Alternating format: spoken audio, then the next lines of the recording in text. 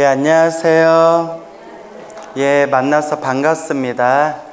이제 우리 헬로 붓다 TV 새로운 시즌 이제 참 좋은 인연입니다. 에서 우리가 부처님과 제자들 이야기라는 주제로 또 한동안 강의가 이어질 것 같습니다. 그래서 부처님은 어떤 분이신지 또 부처님의 제자분들의 그런 인연 이야기, 인과 업보 이야기 등을 통해서 우리 불자들이 어떻게 닦아나가야 되는지 차분하게 살펴보는 시간을 가져보도록 하겠습니다. 재밌겠죠? 예, 일단은 대답은 잘해요. 우리가 그래서 꾸준히 공부해야 돼요. 어떻게 공부해야 된다? 꾸준히. 제가 제일 좋아하는 부처님 말씀이라고 여러 번 여러분들께 들려드렸는데, 사람으로 태어나기 어렵고 무엇을 만나기 어렵다? 부처님 법을 만나기 어렵다. 이게 마음이 이렇게 사무쳐야 돼요. 그래서 여러분들이 부처님께 절을 하거나 기도하면서 뭔가 감정이 찡 하는 그런 한없는 부처님에 대한 고마움, 감사함, 부처님 법을 만나서 정말 다행입니다, 이런 걸 좀 느껴보신 적이 있나요? 훌륭하시다. 그걸 성근이라고 해요. 뭐라고 한다? 착한 뿌리, 착할선, 뿌리익은 착한 뿌리가 있기 때문에 그런 마음을 낼 수가 있는 거예요. 그래서 항상 우리가 부처님 가르침을 소중하고 감사한 마음으로 부처님 법을 만난 게 정말 다행이다라는 마음으로 닦아나가야 됩니다. 그래서 우리가 기도, 저도 여러분들께 기도 많이 해라, 늘 기도해라, 항상 염불해라 늘 말씀드리죠. 근데 티베트의 어느 큰 스님이 이런 말씀을 하시더라고요. 근데 그 말씀이 참 맞는 것 같아요. 기도는 복을 짓는 거다. 기도는 우리가 지혜를 닦고 깨달음을 닦아나가는 데 있어서 업장을 소멸하고 무엇을 짓는 거? 복을 짓는 것이다. 그러니까 기도는 복을 짓는 과정이고, 복을 지으면서 무엇을 닦아야 된다? 지혜를 닦아야 된다. 그래서 늘 말씀드리잖아요. 복과 지혜를 함께 닦아야 된다. 그래서 우리가 이것을 복해쌍수라고 해요. 뭐라고 한다? 복해쌍수. 복과 지혜를 함께 닦아야 된다. 복은 많은데 지혜가 없는 사람들은 이번 생에 무슨 일을 하든 술술 풀러요. 근데 지혜가 없기 때문에 이번 생에 복을 까먹기만 하고 복을 써먹기만 하고 더 높은 경지로 나아가지를 못한대요. 그래서 복만 짓는 사람, 지혜가 없이 복만 짓는 사람들을 복을 삼생의 왼수다라고 큰 스님들이 말씀하셨어요. 몇 생의 왼수다? 삼생의 왼수다. 복을 짓는데 왜 삼생의 왼수라고 하셨지? 이해가 안 되시죠?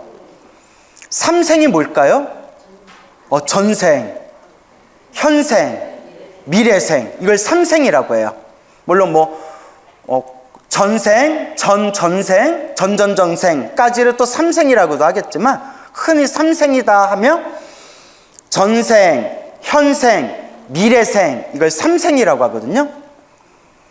복을 삼생의 왼수다. 왜냐?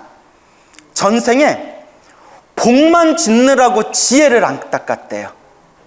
복만 지을 줄 알지 지혜를 안 닦아서 이게 첫 번째 왼수고요. 이번 생은 전생에 지었던 복을 받기만 하느라고 지혜를 안 닦는데요. 여러분, 먹고 살기 너무 편하고 모든 일이 술술 풀리는 사람들이 종교에 귀의하거나 부처님 가르침을 공부하거나 내가 마음 수행을 해야 되겠다라는 마음을 쉽게 낼까요, 못 낼까요? 못 내요, 잘. 모든 일이 술술 풀리고 잘 먹고 잘 사는 사람들일수록 다 그런 건 아니에요. 훌륭한 분들도 있지만 상당히 많은 숫자가 자기도 모르게 교만병에 빠지게 돼요. 아상이라고 하죠. 나 잘났다라는 교만병에 빠지게 돼요. 왜냐면 모든 일이 저절로 잘 풀리니까.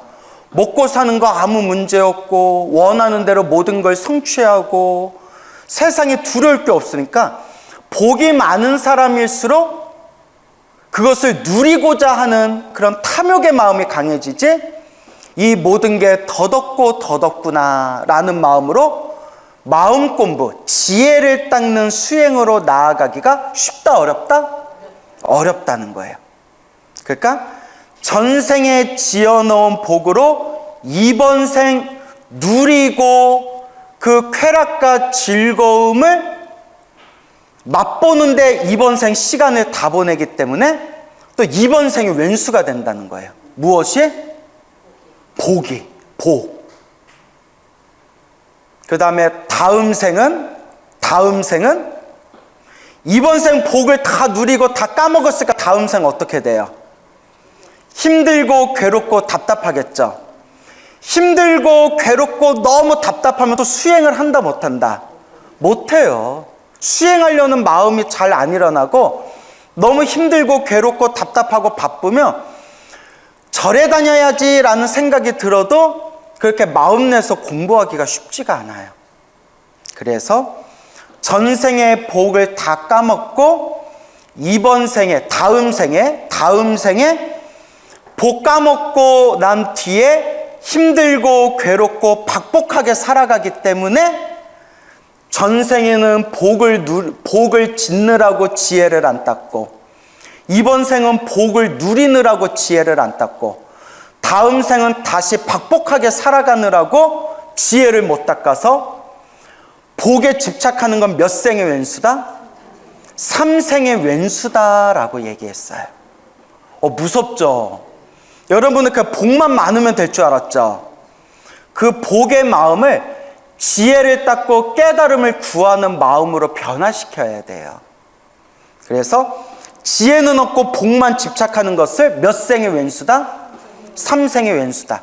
그렇다고 스님, 그러면 저는 이제 복 안 닦을래요. 나 이제 복 안 지을래요. 오로지 지혜만 닦을래요 하면 또 된다, 안 된다? 안 된다는 거예요. 왜 안 되느냐? 지혜를 닦고 깨달음을 얻으려면 밑바탕에 뭐가 있어야 된다? 복이 있어야 돼요. 좋은 스승 만나는 복, 좋은 도반 만나는 복, 좋은 도량을 만나는 복.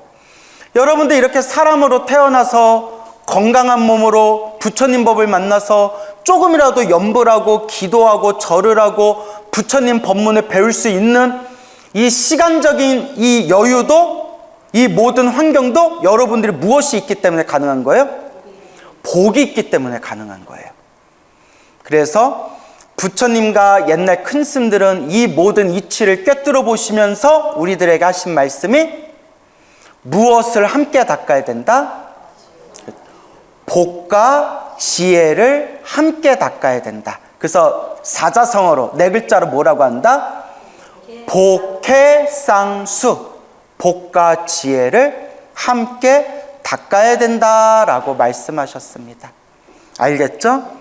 근데 우리가 부처님께 절을 하고 기도를 하는 것은 복과 지혜라는 두 가지 관점에서 봤을 때 무엇을 닦는 거에 더 가깝다? 와준 것만도 고마워요. 내가 계속 기도는 복을 닦는 것이다 계속 얘기했잖아요. 그렇죠? 네, 그래요. 정신 바싹 차리고 들으세요. 나 순간 당황했어요. 네. 복과 지혜 중에서 부처님께 절을 하고 기도하고 염불하는 것은 어디에 가깝다? 복 짓는 거에 가깝대요.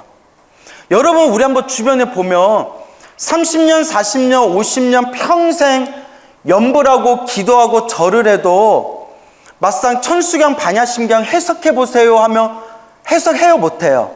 못하잖아요. 따로 공부를 안 했기 때문에. 그래서 우리가 관세음보살 염불하고 지장보살 기도하고 절을 하고 다란일을 하면 몸과 마음이 편안해지고 모든 일들이 뭔가 안정되고 술술 풀리거나 소원 성취하는 그런 가피를 맛볼 때가 있잖아요. 그죠? 그건 복이라는 거예요. 복. 지혜가 아니라 복이라고요. 그리고 막말로 우리 무속인 분들 있죠. 무속인. 무당들이 기도는 더 열심히 해요. 얘기 들은 적 있나요? 예, 오히려 무당분들이, 무속인 분들이 기도는 산에 가서 징 하나 들고 산에 가서 막 밤새워서 몇 날 며칠 동안 생쌀 씹어 먹으면서 징 치면서 막 바카스 앉은 자리에서 막 3-4개씩 드시면서 기도는 미친 듯이 더 열심히 해요.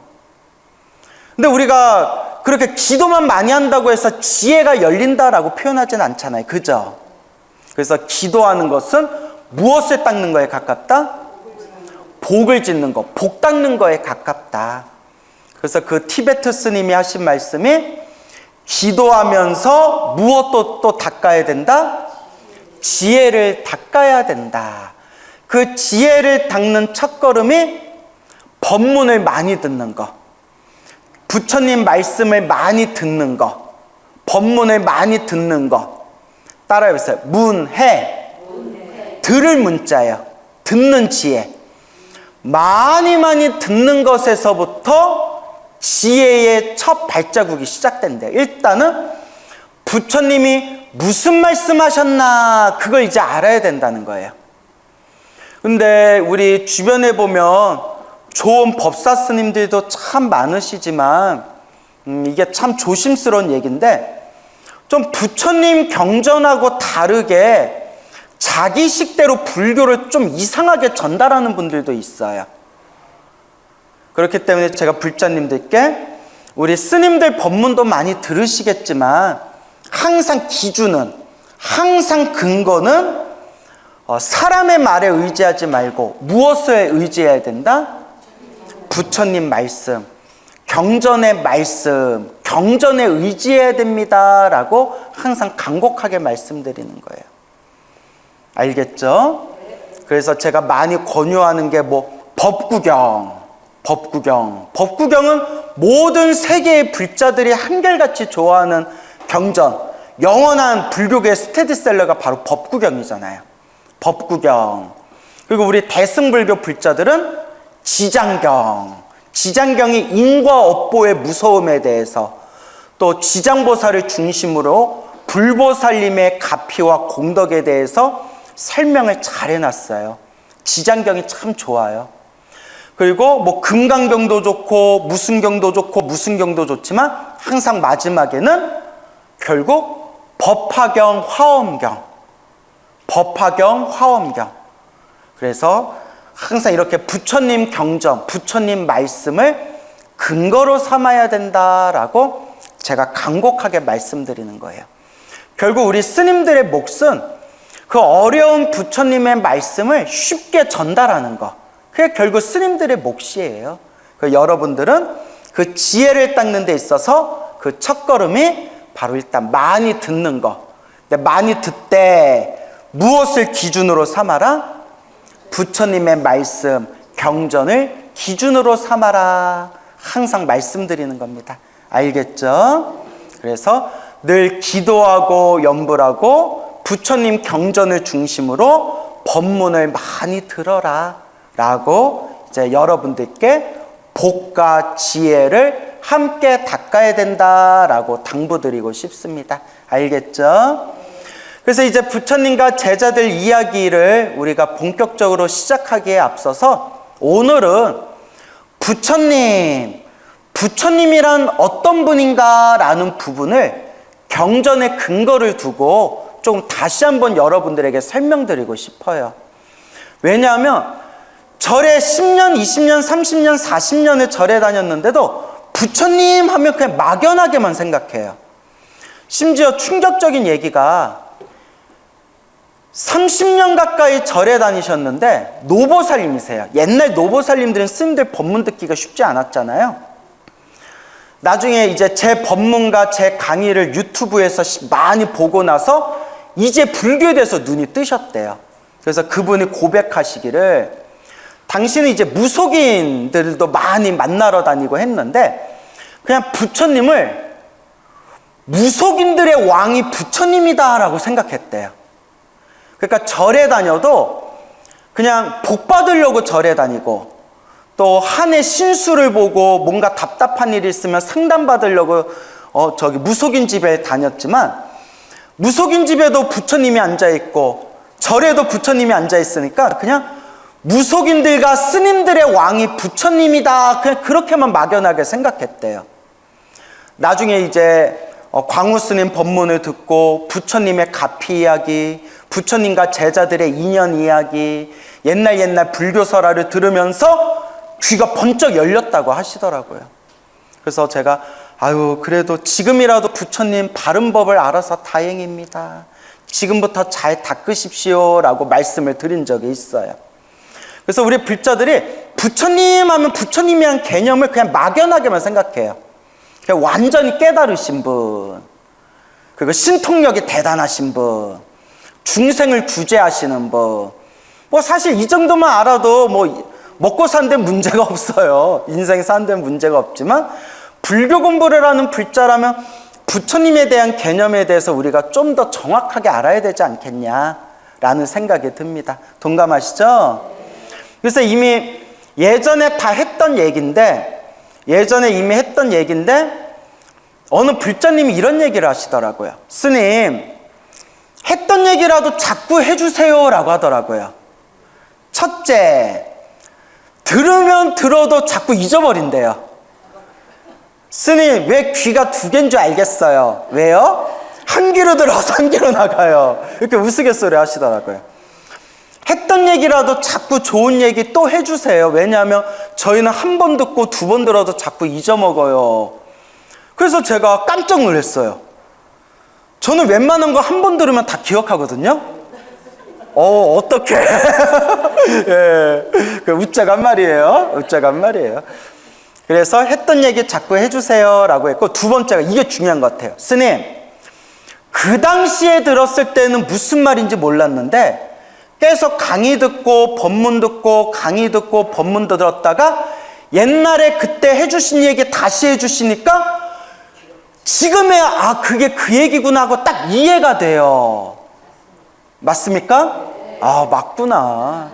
그래서 했던 얘기라도 또 해주세요. 자꾸 들으니까 머릿속에 정리가 돼요 라고 하시더라고요. 그래서 오늘은 부처님이란 어떤 분인가 라는 부분에 대해서 이미 예전에 다 했던 얘기예요. 하지만 이미 몇 번이나 했던 얘기지만 어떤 분들은 또 저런 얘기를 하셨나? 그렇게 생소한 분도 계실 거고, 어떤 분은 그때 그게 무슨 말인지 몰랐는데 그게 그 얘기였구나, 정리되는 분도 계실 거고, 또 지금 듣고 잊어버렸다 하더라도 나중에 또 비슷한 이야기 들으면 또 머릿속에 한 번 들었고 두 번 들었던 내용이라서 또 다시 정리가 되는 분들이 계실 거고. 그래서 저는 공부를 퍼즐 맞추기라고 표현해요. 무엇 맞추기? 처음에는 막 퍼즐이 막 어지럽혀져 있으면 이게 무슨 그림인지 알 수가 없잖아요. 근데 일단 퍼즐에 하나라도 빠져 있으면 돼요, 안 돼요? 그러니까 일단 다 모으는 거예요, 퍼즐을.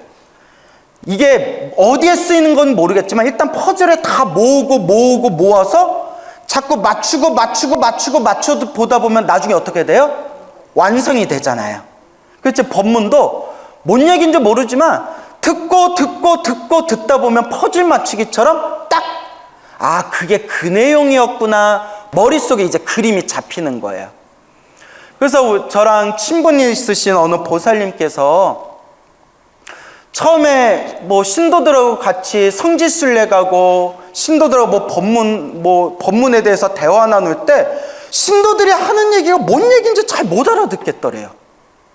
뭐가 뭐고 저게 뭐고 그러니까 백중이 뭐고 우람분절이 뭐고 신중기도가 뭐고 천수경이 뭐고 이해가 잘 안 됐는데, 자꾸 법문 듣고 강의 듣고 불교대학 다니면서 자꾸 듣다 보니까 너무 불교 공부가 재밌고 하나하나 이해가 되더래요. 얼마나 반가워요.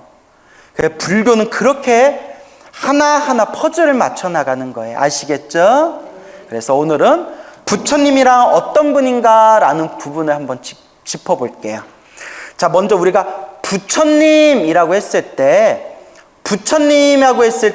중국에서는 불타라고 표기를 했어요. 뭐라 표현했다? 불타. 불타 석가모니 할 때 불타. 여러분 예불문 외우세요? 와준 것만도 고마워요. 내가 1년 전부터 예불문 외우셔야 된다고 했는데, 우리 예불문에 보면 지심 귀명래 하면서 불타 부중 하는 내용 나오죠. 그 불타가 부처님이란 뜻이에요. 부처님. 제가 우리 헬로부타 TV 동영상에 예불문, 천수경, 반야심경 동영상 강의한 거 다 올라와 있거든요. 사람들이 너무 지루하다고 해가지고 조회수가, 재미난 얘기 해준 것보단 조회수가 높지는 않지만 저는 자부심을 갖고 강의한 거거든요. 그러니까 그 예불문, 천수경, 반야심경 동영상 좀 꼭 복습하세요. 불자라면 예불문, 천수경, 반야심경이 무슨 뜻인지 정도는 알아야 돼요. 알겠죠? 불타 부중 할 때 불타가 부처님이란 뜻이에요. 그러니까 한 글자로 불법승 할 때 불이라고 표현했어. 불. 아미타 불. 약사 열의 불. 무량수 불. 불타의 준말이에요. 그런데 이 불타를 인도 산스크리트어로는 뭐라고 한다? 다 아시죠? 붓다. 붓다라고 하잖아요. 붓다. 따라해보세요. 붓다. 붓다. 다 아시죠? 네, 일부러 대답 안 하신 거죠? 웃고 말지요. 예? 붓다. 자, 그래서 인도의 산스크리트어 붓다. 붓다를 중국어로 불타. 한자로 불타. 그 다음에 우리나라에서는 뭐라고 불러요? 부처. 부처님, 부처라고 불러요. 그래서 여러분, 사실 붓다나 불타가 우리 입장에서 보면 외국말이잖아요. 그죠? 근데 제가 연부를 많이 하잖아요. 아미타 연부를 많이 하는데, 처음에는 나무 아미타불, 나무 아미타불 연부를 했는데, 나무 아미타불 하니까 6글자라서 자꾸 좀 걸려요, 입에. 그래서 줄여서 아미타불, 아미타불, 아미타불 이렇게 불렀거든요. 아미타불, 아미타불 부르니까 편하기는 한데 자꾸 깜빡깜빡 딴 생각을 해요. 너무 편하니까. 좀 그런 거 느끼지 않아요? 근데 저도 막 연부를 많이 하면서 요것도 해보고 저것도 해보고 고민 해봤거든요. 그러다가 요새는 뭐라고 연부를 하냐면, 이렇게 연부를 하니까 마음에 뭔가 더 사무쳐요. 뭔가 더 집중이 되고 사무쳐요. 그래서 제가 느낀 게, 기도는 모국어로 해야 된다. 뭘로 해야 된다? 우리가 천수경을 정구업진원 수리수리마 수리수수리사바 오박내외아니 제신진원 나무사마 나무따 나무도로도르지미사바 개경계무상신심이무파 이렇게 한자로 하죠. 불교가 쇠락된 이유 중에 하나가 한문불교라서 그래요.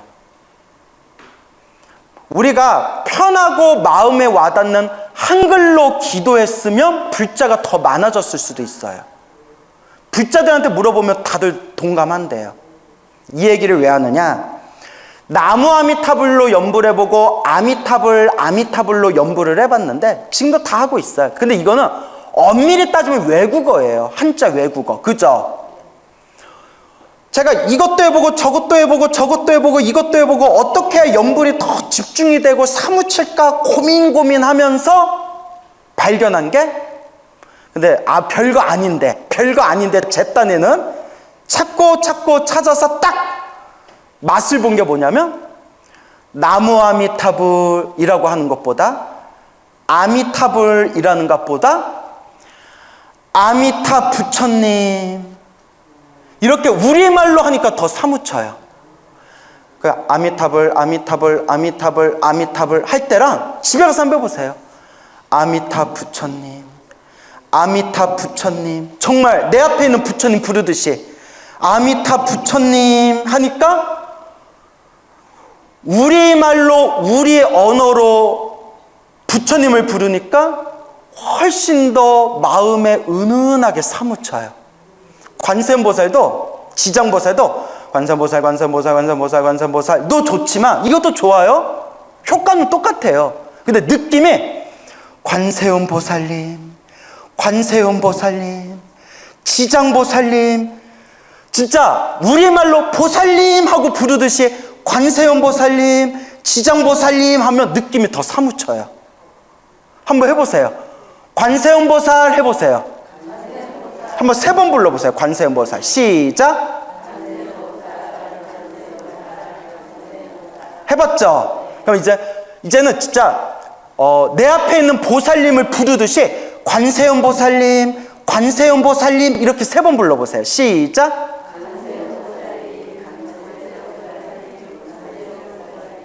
어떤 게 더 마음에 와닿아요? 그러니까 우리말로 관세음 보살님 이렇게 부르는 게 마음에 더 와닿죠. 예. 근데 어떤 거라도 상관없어요. 다 아시는데 내 마음의 집중이 좀 다르다는 거예요. 그죠? 좀 더 간절한 것 같죠? 님자를 붙이니까. 그냥 관세음보살, 관세음보살, 관세음보살, 관세음보살 하면 그냥 주문해 오는 것 같잖아요. 근데 보살님 하고 부르면 정말 그분을 부르는 듯한 느낌이 들어요. 저 똑똑하죠? 아유, 잠깐만이고. 예. 아니, 박수 치는 필요 없고. 아니, 저도 막 부르다 보니까, 나무 아미타불, 나무 아미타불, 아미타불, 아미타불 하면 편하긴 편한데 뭔가 좀 알맹이에 빠진 느낌. 근데 염불이라는 게 부처님을 생각하는 거잖아요. 간절하게. 아미타 부처님, 아미타 부처님, 아미타 부처님 딱 이렇게 부르니까 더 와닿더라고요. 예? 다가오시는 것 같아요? 벌써 그분이 오셨어요? 그러니까 다 해보세요. 알겠죠? 근데 이제 저도 습관이 돼가지고 아미타 부처님, 아미타 부처님, 아미타 부처님 하다가 나도 모르게 아미타불, 아미타불, 아미타불 하고 있어요. 근데 다시 말하지만 아무 상관없어요. 부처님은 아신다 모르신다 다 알아요. 아미타불이라고 부르든 나무 아미타불이라고 부르든 아미타 부처님이라고 부르든 다 아시고, 관세음보살이라고 부르든 관음보살이라고 부르든 관자재보살이라고 부르든 관세음 보살님 하고 부르든 관세음보살은 다 아세요. 다만 기도할 때 우리말로 부처님, 보살님 하고 부르면 더 집중이 잘 되더라고요. 그러니까 여러분들이 요것저것 하면서 나한테 맞는 걸 발견하시면 돼요. 알겠죠? 결국은 다 하나로 통합니다. 그래서 우리가 인도의 산스크리트어로는 붓다, 중국에서 한자로 번역할 때는 불타, 한국말로는 부처님, 부처님이라고 불러요. 자, 그래서 붓다의 뜻이 뭐냐? 눈을 뜬 자라는 뜻이래요. 무엇을 뜬 자? 눈을 뜬 자. 근데 그냥 눈을 떴다라는 표현을 육체의 눈을 떴다라고 표현하면 안 되겠죠? 무엇의 눈을 뜨신 분? 그렇죠. 지혜의 눈. 그래서 마음의 눈을 뜨시다. 깨달음의 눈을 뜨시다. 뭐 여러분들이 지금 말한 지혜의 눈을 뜨시다. 다 같은 뜻이겠죠. 그래서 깨달음을 얻은 자라고도 표현해요. 깨달음을 얻은 자. 붓다. 깨달음을 얻은 자. 아시겠죠? 자, 그러면 많은 분들이 이제 이렇게 물어요. 스님, 부처님은 사람입니까? 신입니까? 사람이에요? 신이에요? 사람? 신? 사람? 신? 근데 경전마다 좀 달라요. 어떤 중가?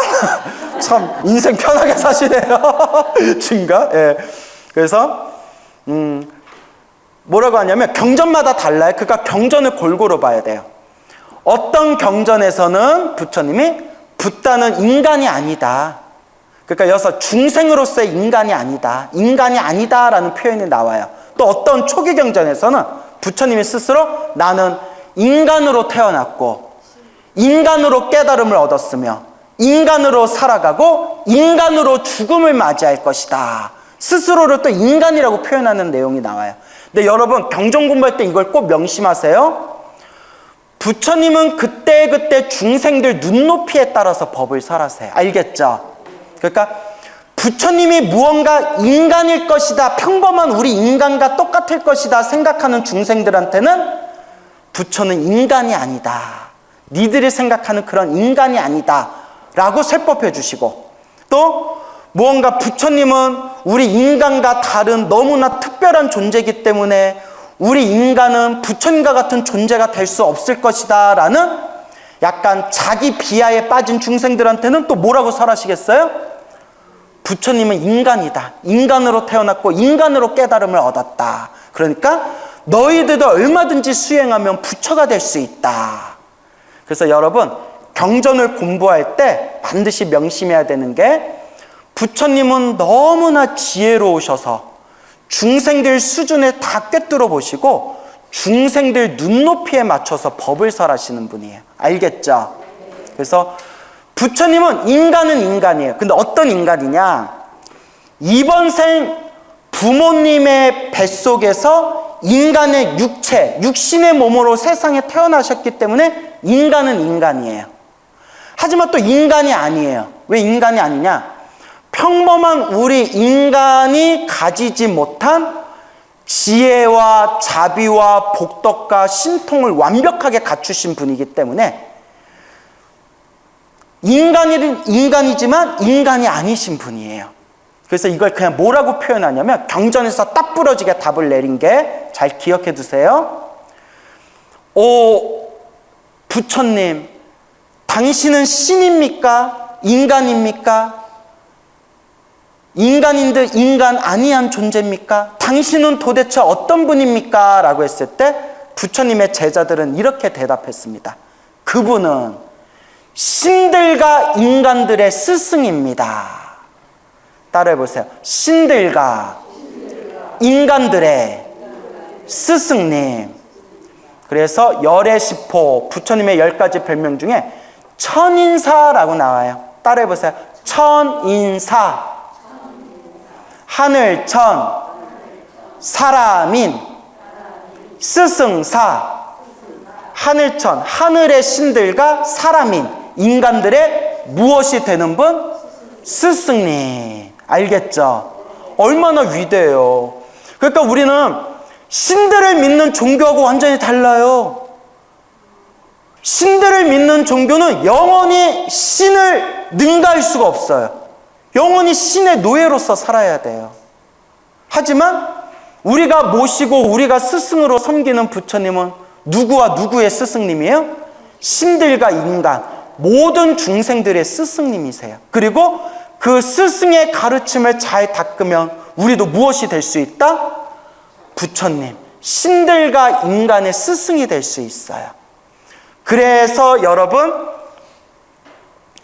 부처님과 제자들 이야기라는 주제로 우리가 공부하면서 간간히 부처님 전생 이야기도 해드릴 거예요.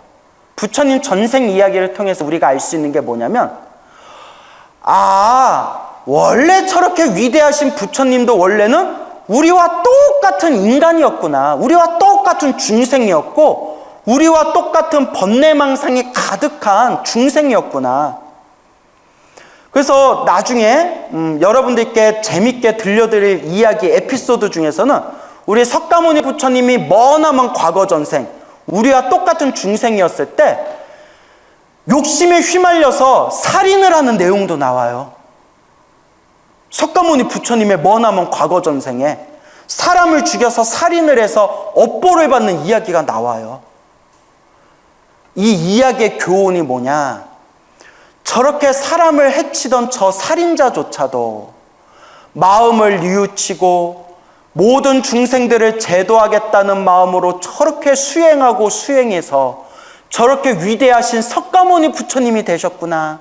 우리같이 지금 못난 사람도 부처님을 본받으면서 닦으며 우리도 언젠가 미래 세상에는 무엇이 될 수 있겠구나?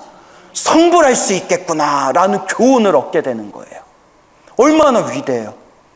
여러분, 여기서 사람 죽여본 적 있어요? 없어요? 왜 대답이 있어요? 대답이 없어. 없죠? 예, 뭐 있어도 할 수 없고요. 예, 뭐 인생 살다 보면 뭐 사람 죽일 수도 있지만, 예? 웬만하면 우리 사람 죽여본 적 없잖아요. 웬만해서는. 정말 특별한 경우가 아니면.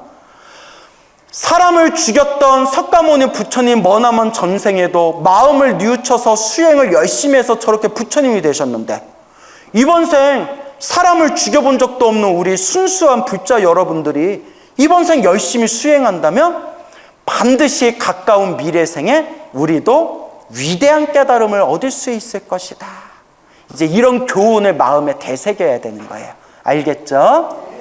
그래서 우리 부처님을 신이냐 인간이냐라고 물어봤을 때 딱 부러지게 뭐라고 표현한다?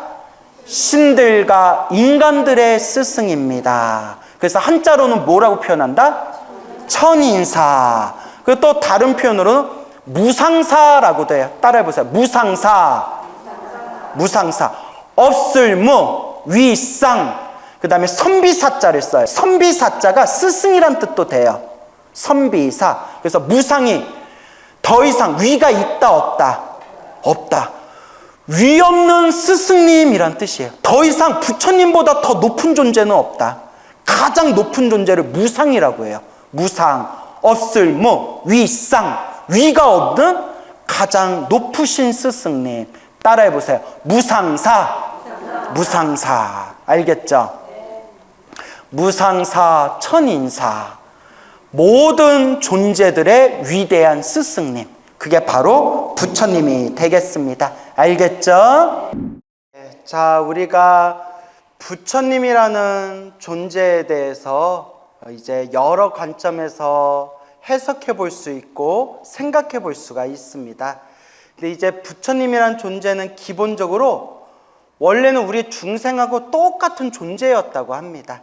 그래서 뭐 따로 특별히 선택되어진 존재가 아니라 원래는 우리와 똑같은 중생이었는데 차이가 있다면 우리는 번뇌와 망상, 탐욕과 성냄과 어리석은 삶 속에서 윤회의 삶을 살아왔고 부처님은 우리와 똑같은 중생이 돼 모든 중생을 다 구제하겠다, 완전한 깨달음을 얻겠다라는 그 마음을 딱 일으키게 됩니다. 우리와 똑같은 중생이었을 때.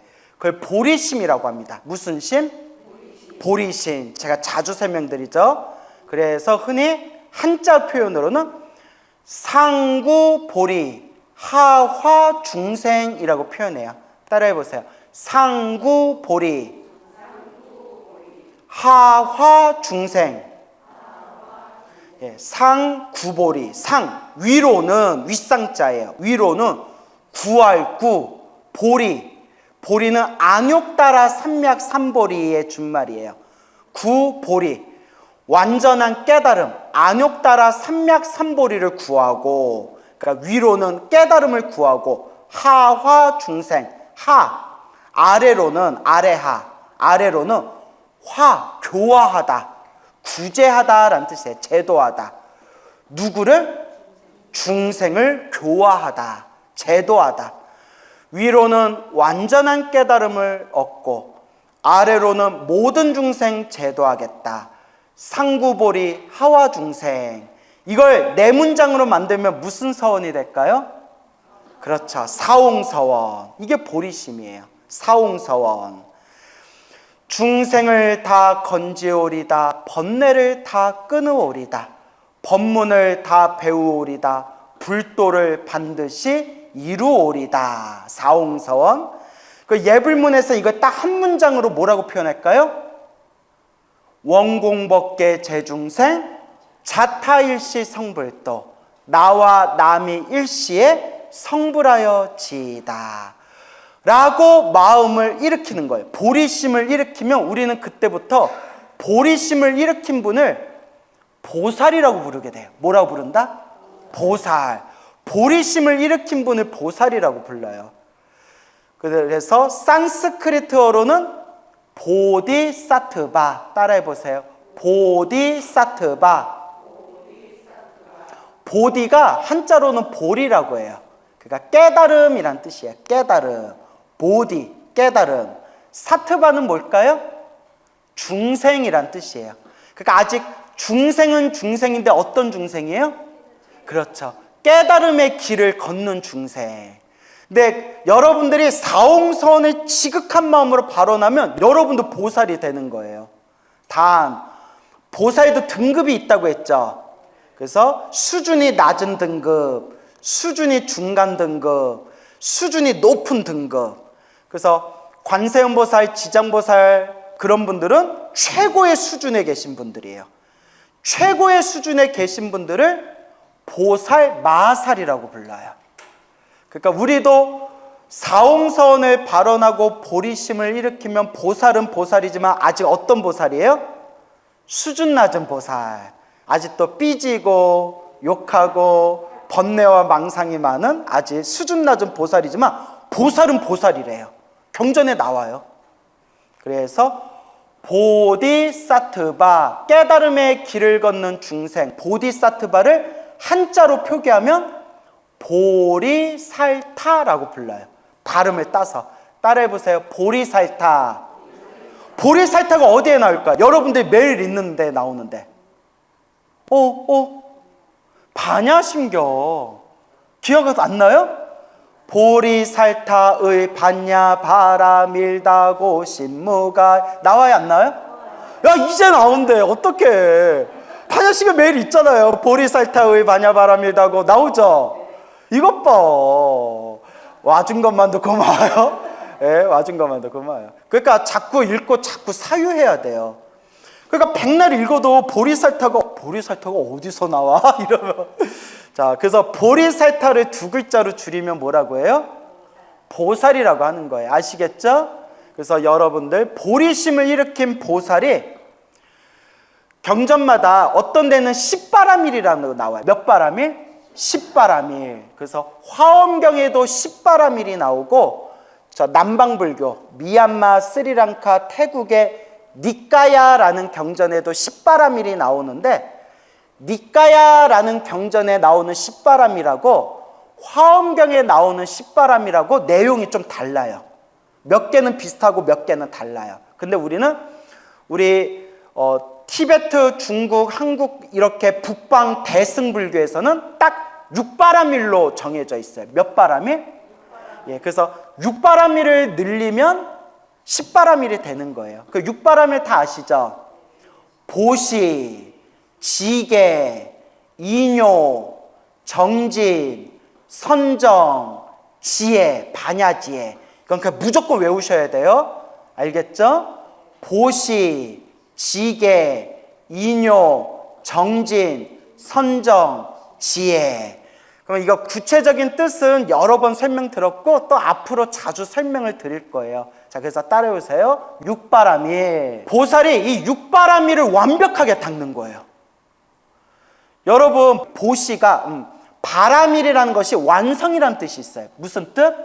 예, 그래서 파라미타라고 해요. 산스크리트어로. 따라해보세요. 파라미타. 이걸 한자로 바라밀다라고 불러요. 바라밀다. 그리고 줄여서 뭐라고 해요? 바라밀이라고 부르는 거예요.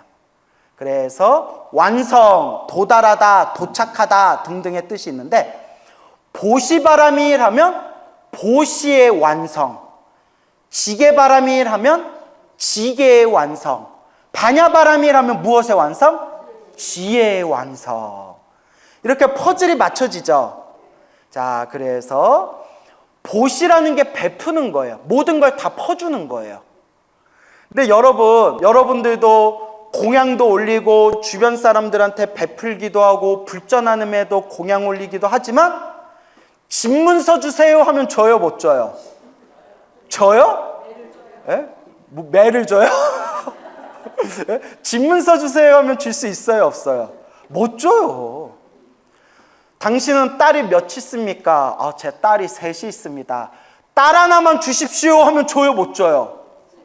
생각해. 딸을 뭘 생각을 하고 주면 안 되죠, 그렇게. 근데 보살, 그러니까 우리는 아직 수준 낮은 보살이에요.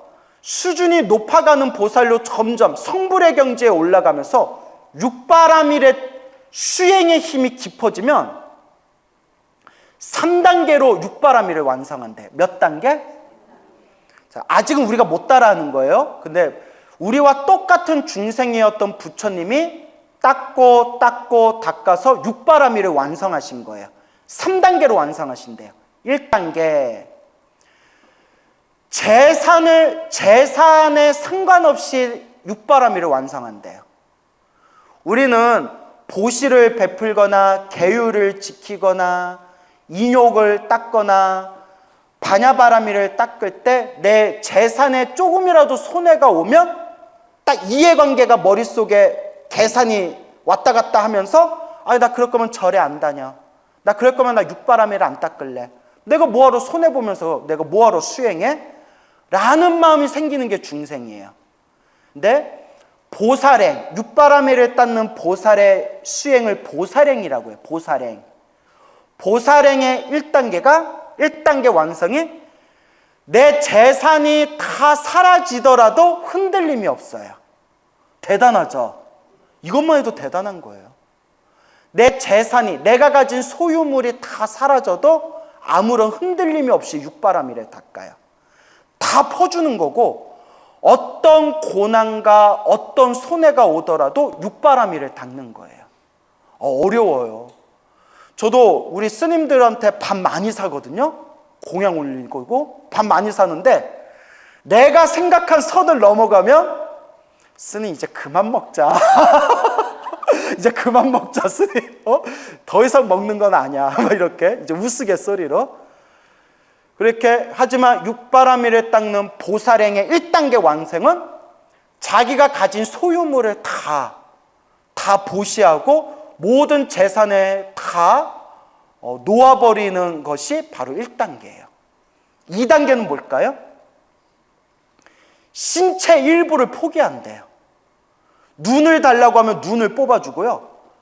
팔이 필요하면 팔을 잘라주고요. 다리가 필요하면 다리를 잘라준대요.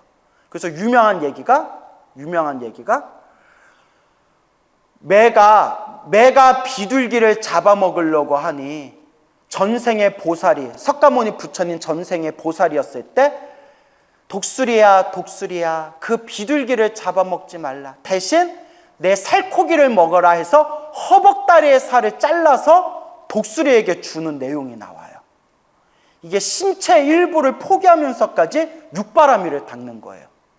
근데 이것도 함부로 흉내내면 안 돼. 알겠죠? 그 정도 수준에 갔을 때 나오는 수행의 힘이에요. 여러분 이거 딱 듣고 오늘 광우스님의 육바라밀 법문 듣고 내가 감동받았어. 내가 오늘 내가 눈 뽑아가지고 내가 다른 데 보시할래. 이러면 돼요? 안 돼요? 안 돼요. 다 이것도 지혜가 필요해요. 뭐 그럴 것 같지도 않고 다행히. 자, 뱃살은요. 예, 그건 약간 욕심인 것 같은데요. 나도 내 뱃살은 줄 수 있을 것 같은데. 자, 그러면 3단계 완성은 뭘까요? 그렇죠. 목숨까지. 배고픈 어미 호랑이가 새끼 호랑이를 잡아먹으려고 할 때 자기 몸을 던져가지고 어미 호랑이한테 보시하는 거. 수행을 하시는 수행자가 굶어 죽게 생겼을 때 그 수행자를 위해서 토끼, 전생의 토끼였을 때 석가모니 부처님의 전생의 토끼였을 때 토끼가 스스로 장작불 속에 자기 몸을 던져요. 자기 몸을 던져서 자기 구워 먹으라고. 뭐 그런 내용들. 그리고 마지막 보시바람이라서 가장 어려운 게 처자식을 보시해요. 부인과 자식을 보시해요. 그 내용이 나와요. 이게 근데 이렇게 내용이 나와요. 책마다 내용이 다른데 왜 보시바람일의 마지막에 내 목숨을 보시하는 것보다 처자식을 보시하는 게 더 높은 경지입니까? 이거예요.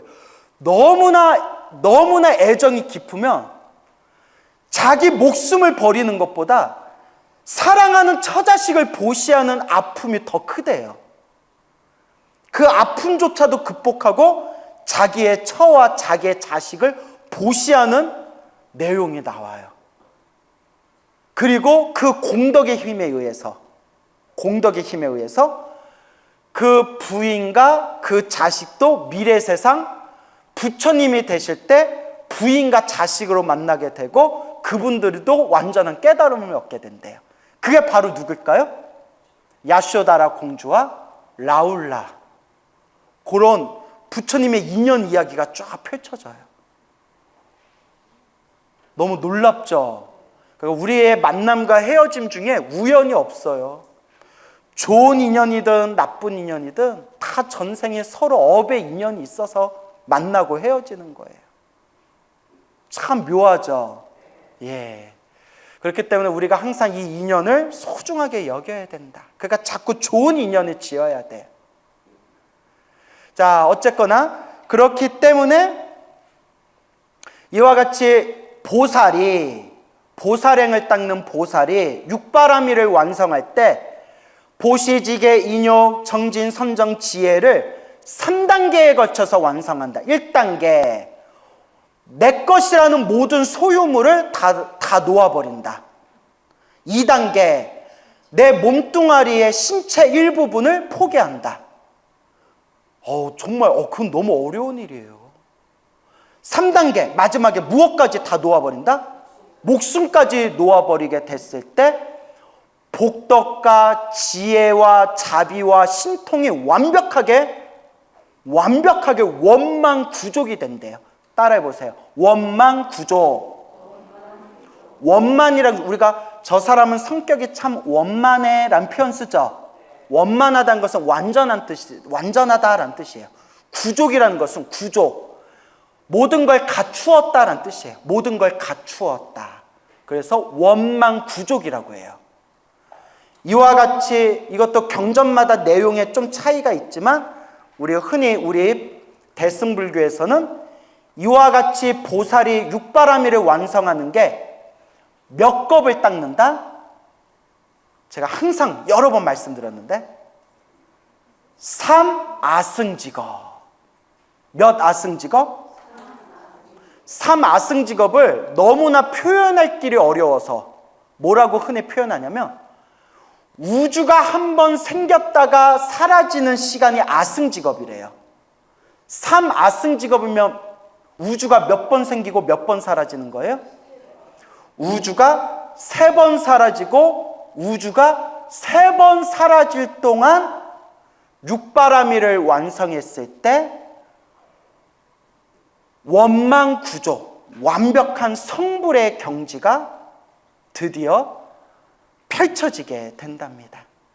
그렇게 닦은 게 부처님이라는 거예요. 이와 같이 위대한 부처님을 우리가 스승으로 만나게 된 거예요.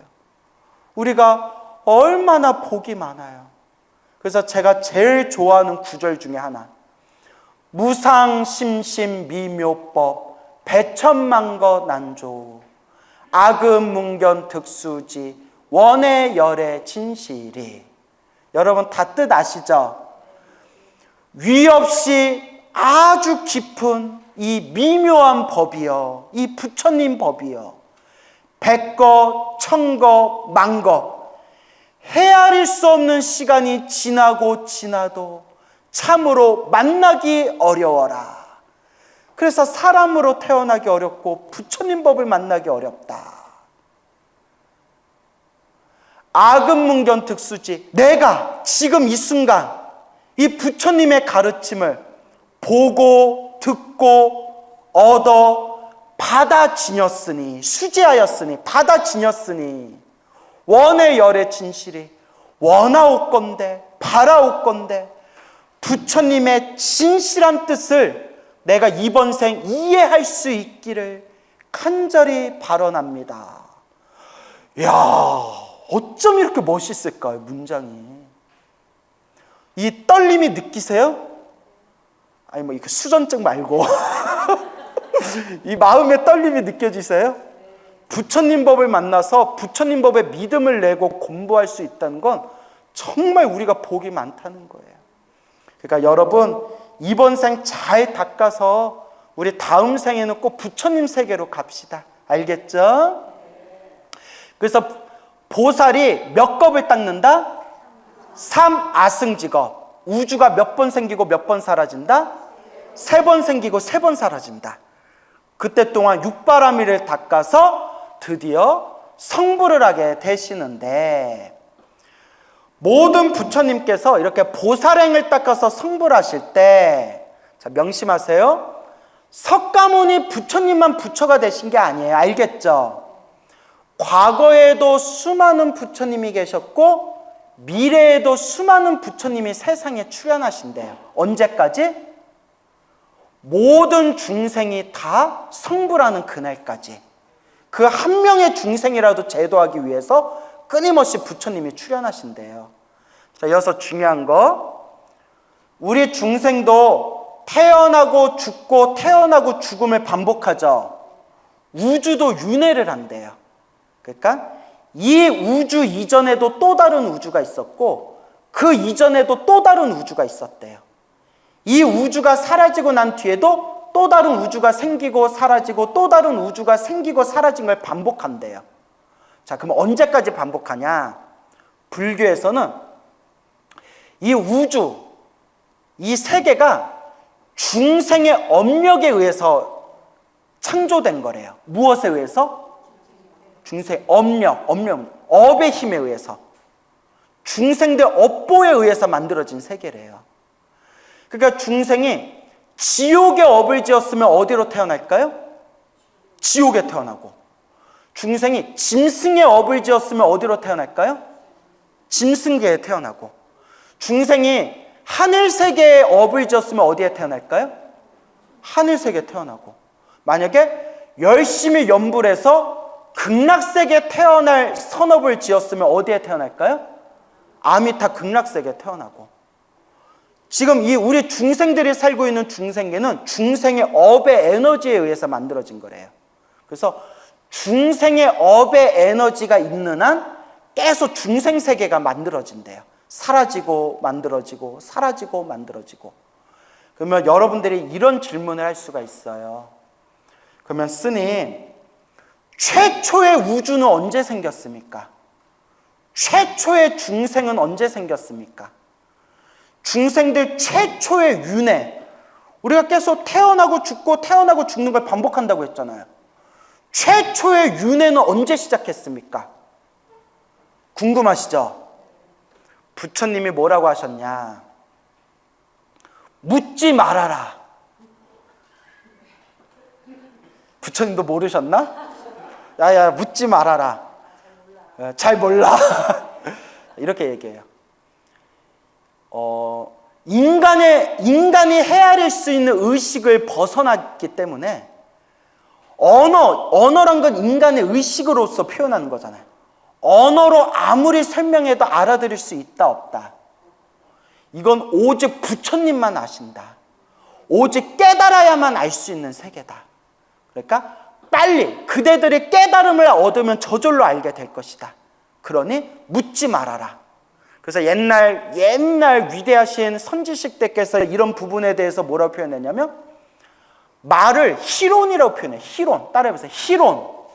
희론이라는 것은 말장난이란 뜻이에요. 모든 언어는 모순이 있다는 거예요. 언어는 모순이 있기 때문에 언어와 문자로서 자꾸 표현하려고 하면 오히려 진정한 뜻에서 벗어나게 된다는 거예요. 그래서 어떤 말로도 중생들이 이해할 수 없는 세계이기 때문에 부처님께서는 침묵으로서 대답하셨다. 혹은 묻지 말아라 라고 대답하셨다. 혹은 어떤 경전에서 부처님께서 중생은 절대 알 수가 없다. 깨달아야 알 수 있는, 오직 부처님만 알 수 있는 경지이다. 그래서 부처님은 깨달아라, 지혜를 얻어라, 깨달아라 라고 늘 말씀을 하시는 거예요. 그래서 나도 궁금한데 부처님이 묻지 말래요. 그래서 경전에 보면 이런 내용이 나와요. 인간이 헤아릴 수 없는 세계, 인간이 헤아리면 오히려 생각하면 오히려 미쳐버리는 몇 가지가 있대요. 그 중에 하나가 이 세계, 우리로 말하면 우주. 이 우주의 끝은 어디인가? 인간은 영원히 알 수 없대요. 경전에서. 그리고 이 거대한 이 우주 안에 중생들 숫자가 몇인가? 절대 알 수 없대요. 그리고 모든 것의 시작, 윤회의 시작, 중생들의 시작, 우주의 시작은 언제 시작되었나? 절대 알 수 없대요. 오히려 그런 걸 생각하고 헤아리면 오히려 미쳐버릴 수가 있대요. 답을 얻지 못하고. 경전에 나와요.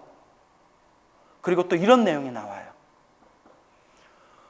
부처님의 공덕은 어느 정도인가 헤아릴 수 없대요. 부처님의 공덕은 중생으로서 도저히 헤아릴 수가 없대요. 그러한 부처님의 가르침 속에서 결국 부처님은 그대들이 닦아라, 깨달아라, 그대들이 부처가 되면 저절로 알게 될 것이다 라고 이런 어떤 우리 형이상학적인 부분에 대해서는 부처님께서 선을 그으셨어요. 그래서 우리는 일단 그냥 몸으로 닦으면 돼요. 알겠죠? 몸으로 닦아라. 아시겠습니까? 그래서 이 우주 이전의 과거에 헤아릴 수 없는 과거 전생에도 수많은 부처님이 출현하셔서 중생을 제도하셨고, 미래에도 수많은 부처님이 출현하셔서 중생을 제도한대요. 그거 법화경 말씀에 의하면 여기 앉아서 부처님 법을 공부하는 여러분들이 미래 세상의 부처님이 될 거래요. 이 얘기했더니 어느 불자님이 곤란한데 나는 부처님까지는 생각 안 하고 절에 다니는데 이러셨던 분도 있는데, 근데 법화경 사경하신 분 계시죠? 법화경 분명히 나오잖아요. 부처님과 인연 맺은 모든 중생에 반드시 성불하게 되리라. 그 법화경이 엄청나게 위대한 경전이에요. 그리고 제 주변에도 유독 법화경 기도에서 가피 받은 분들이 많아요. 그래서 이렇게 법화경은 여러분들이 꼭 이렇게 사경하거나 공부하셨으면 좋겠습니다. 알겠죠? 예. 그래서 여러분, 우주가 생겼다 사라졌다 생겼다 사라졌다라고 표현했죠. 지금 우주를 현겁이라고 불러요. 따라해보세요. 현겁이에요. 지금이 현겁이에요. 현재라는 거예요. 현겁 이전에 있었던 과거 우주를, 그러니까 우주가 생겼다 한 번 사라진 과거 우주를 과거겁이라고도 부르고, 자 따라해보세요. 장엄겁이라고 불러요. 그러니까 여러분 경전 보면서 장엄겁 이런 표현이 나오면 과거 우주를 뜻하는 거예요. 과거 우주. 장엄은 아니에요. 장엄은 꾸미다, 장식하다라는 뜻이고요. 장엄 옆에 겁자가 붙으면 장엄겁하면 과거 우주를 뜻하는 표현이에요. 알겠죠? 그러면 이 우주도 언젠가 사라질까요? 안 사라질까요? 사라지죠. 과학자들 증명했잖아요. 이 우주도 언젠간 사라져요. 그러면 미래에 불교에서는 또 새로운 우주가 생길 거래요. 그것을 무슨 겁이라 부를까요? 미래겁이라고 부른대요. 미래겁. 그래서 장엄겁, 현재겁, 미래겁. 그러면 현재겁이 또 장엄겁이 되고, 미래겁이 현겁이 되고, 미래겁이 현겁이 되면 현겁 앞에는 또 무슨 겁이 되는 거예요? 미래겁이 되고, 이렇게 과거, 현재, 미래, 과거, 현재, 미래로 우주가 흘러가는 거예요. 무엇이 있는 한?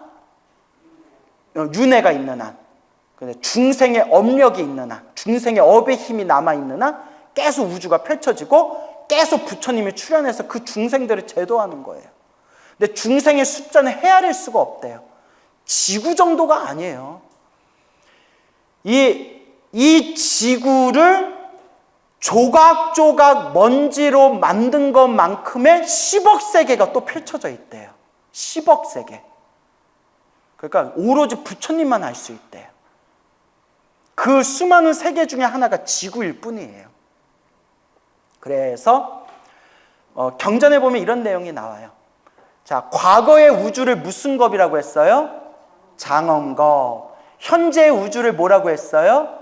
현겁. 미래의 우주를 뭐라고 했어요? 그래서 장엄겁에 천분의 부처님이 출현하셨고, 현겁에 천분의 부처님이 출현하시고, 미래겁에 천분의 부처님이 출현하신대요. 그래서 우리가 과거의 부처님, 과거불 천불, 현재불 천불, 미래불 천불에서 몇 천배 하는 거예요? 3,000배 하는 거예요. 이제 알겠죠? 예. 한 번의 우주에 부처님 천분이 출현하신대요. 물론 이것도 책마다 다르지만 보통 그렇게 얘기를 해요. 그래서 부처님 경전에 이런 내용이 나와요. 부처님, 과거에 출연하셨던 부처님의 이름을 설해 주실 수 있겠습니까? 그러니까 부처님께서, 석가모니 부처님께서 나는 다 안다. 부처님은 다 안다. 하지만 설할 수 없다. 과거에 출연하셨던 부처님만 설한다면 이번 생에 부처님이 다른 법은 설할 수 없고 부처님 이름만 말해주다 끝나버린다. 그만큼 헤아릴 수 없는 부처님이 출연하셨대요. 그렇기 때문에 부처님께서 딱 과거 7불, 따라해보세요. 과거 7불. 딱 석가모니 부처님을 기준으로 7분 전의 부처님까지만 이름을 말해주셨대요. 왜냐하면 너무 무한으로 소급되니까 왜냐하면 인도에선 7이라는 숫자가 성스러운 숫자를 뜻해요. 그래서 딱 7로 끊었대요. 자, 그래서 적으시면 좋고 안 적어도 돼요. 인터넷에 과거 7불이라고 치면 돼요. 근데 한번 따라해 보세요. 소리내서. 비바시불, 시기불, 비사부불, 구류손불, 구나한모니불. 석가모니불 할 때처럼 구나한모니불. 그러니까 줄여서, 자, 다시 따라해보세요. 구나한불.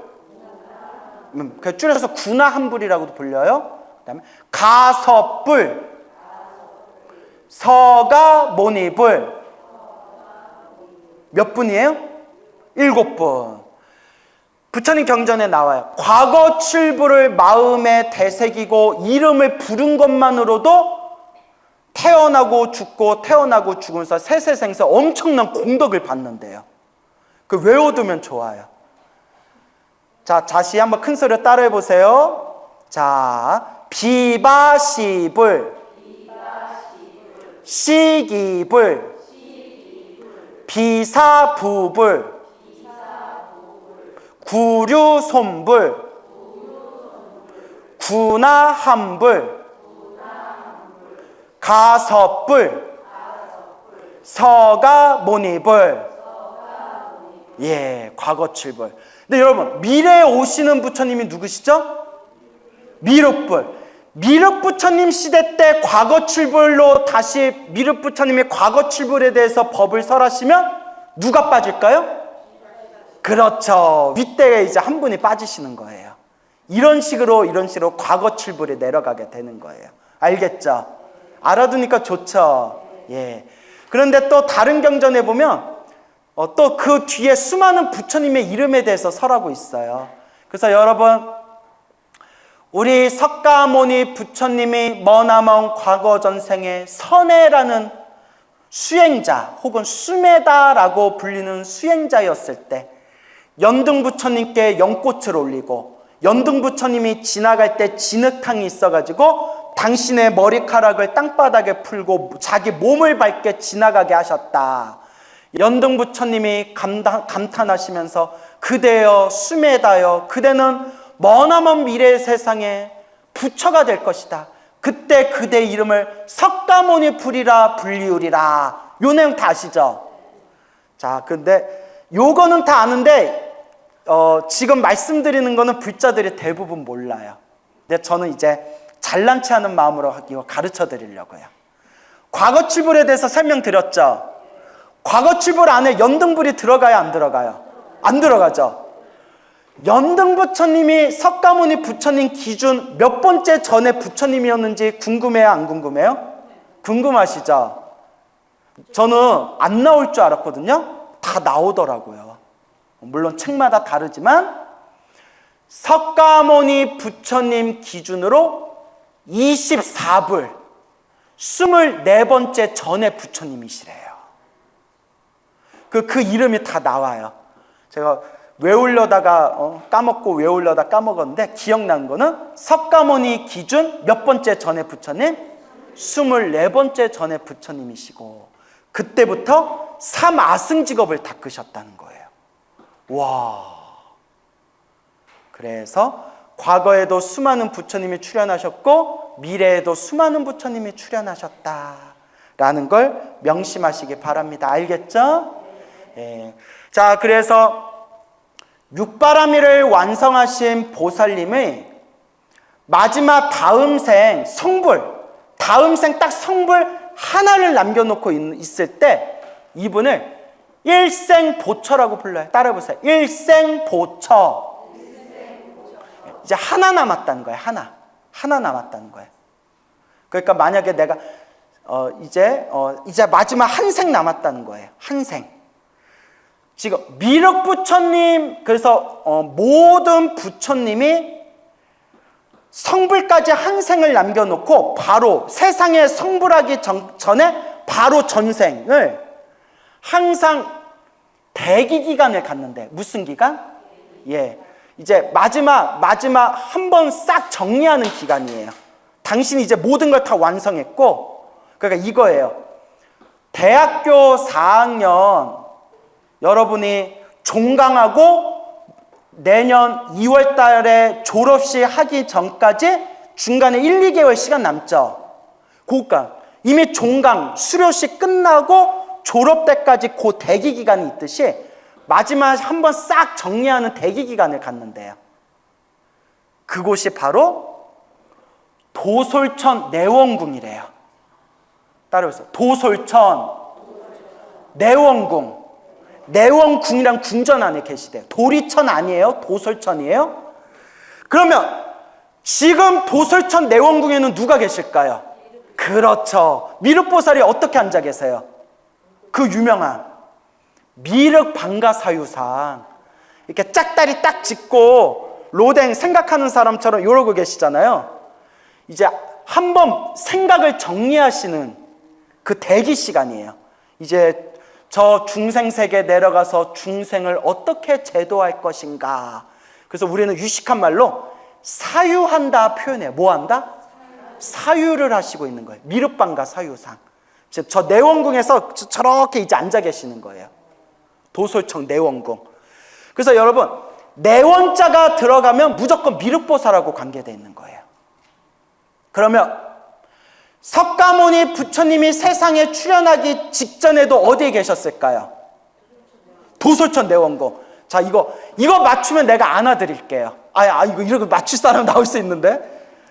석가모니 부처님이 중생세계 내려오시기 직전에 도솔천 내원궁에 계실 때 보살이셨는데, 그때 무슨 보살이라고 불렸을까요? 아니에요. 다행이다. 못 맞춰서 내가 또 안아줄 뻔했잖아. 나 그렇게 쉬운 남자 아니거든요. 자, 따라해보세요. 호명보살. 하신 분들 들어본 적 있죠? 그러니까 자꾸 들어야 돼요. 들었어도 잊어먹게 돼요. 호명보살로 도솔천 내원궁에서 육바라밀을 완성한 채 앉아 계시다가 바로 때가 되어서 이제 저 카필라고 아버지 정방화, 어머니 마야 부인 사이에서 룸비니 동산에서 태어나시는 거예요. 알겠죠? 모든 부처님이 이와 같은 과정을 거치신대요. 그럼 이제 마지막 이제 하나만 말씀드릴게요. 법화사상인데, 법화경, 법화사상. 우리 불교 공부할 때 두 가지 설이 있어요. 첫 번째 설은 육바라밀을 완성해서 보살로 일생보처, 기억나시죠? 완성되어진 일생보처로서 도솔천 내원궁 계시다가 다음 생에 인간 세계로 내려오셔서 머리 깎고 출가하셔서 나무 밑에서 깨달음을 얻고 성불하셨다라는 썰이 있어요. 첫 번째 설. 이건 다 아는 거죠. 근데 법화경에서는 다르게 얘기해요. 사경하신 분 다 아시죠? 이미 오래전에 성불하셨고 중생을 구제하시다가 이번 생에 중생을 구제하는 또 모습을 보여주기 위해서 석가모니 부처님으로 나타나서 중생들 앞에서 깨달음을 얻고 성불하는 모습을 보여줬을 뿐이지, 석가모니 부처님이 이미 오래전에 성불하신 분이었다라는 내용 나오죠. 그래서 이렇게 두 가지 썰이 있어요. 육바라밀을 완성해서 이번 생 보리수 나무 아래에서 마지막 점을 하나 딱 찍고 성불하신 거냐, 아니면 이미 오래전에 성불하시고 중생들에게 일부러 한바탕 연극을 보여주기 위해서, 중생들을 제도하기 위해서 이번 생에 마치 육령고행을 마치고 보리수 나무 아래에서 깊은 깨달음의 세계에 들어가서 이번 생에 성불하는 모습을 한바탕 쇼로 보여주신 것일 뿐이다 라는 썰이 있어요. 어떤 게 맞는 것 같아요? 그런 거 확실하게 정리를 안 해주셨어요. 정리하셨어요. 법화경에서 정리한 게 법화경이에요. 그래서 그거는 너무 어려운 내용이라서 그거 얘기하면 또 시간이 길어지거든요. 다만 옛날 큰 스님들 뭐라고 표현하냐면, 중생들 수준이 다 달라서 중생들 눈높이에 맞춰서 법을 설하다 보니까 나중에 팔만대장경 모아놓고 경전을 보면 앞뒤가 다른 내용들이 나온다, 이렇게 얘기하셨어요. 그래서 그 정도로만 이해하세요. 알겠죠? 하여튼 요 두 가지 썰 이제 이해 가시죠? 예, 그래서 요런 부분에 대해서 또 우리가 충분히, 우리가 무엇을 얻으면 저절로 알게 된다? 깨달음을 얻으면 저절로 알게 된다라는 그런 또 여운의 묘미를 남겨놓읍시다. 알겠습니까? 근데 저는 이제 법화경을 너무 좋아해서 법화사상을 해서 말하는, 이미 오래전에 성불하셨고 중생들을 제도하는 모습을 보여주기 위해서 시다르타 왕자로 세상에 출현하셔서 머리 깎고 출가하셔서 6년 동안 고행하셔서 보리수 나무 아래에서 깨달음을 얻으신 거고, 80살에 열반에 드신 것도 원래 안 떠나셔도 되지만 중생들 제도하고 구제하기 위해서 열반에 드신 모습을 보여줬을 뿐, 지금 이 순간에도 부처님은 깨달음의 몸으로 살아있는 채 우리 중생들을 구제하고 계시다라는 법화사상을 개인적으로 참 좋아합니다. 그리고 나머지 궁금한 부분들은 계속 강의하면서 그렇게 공부하도록 하겠습니다. 여러분 성불하십시오.